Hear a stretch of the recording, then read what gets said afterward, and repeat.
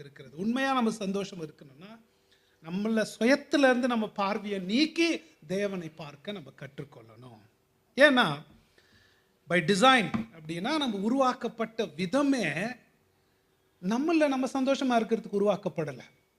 நம்ம கடவுள் சாயலா நம்ம படைக்கப்பட்டதே யார்ல சந்தோஷமா இருக்கணும்? சின்ன கேட்டகிசம், சில்ட்ரன்ஸ் கேட்டகிசம்னு இருக்கும்.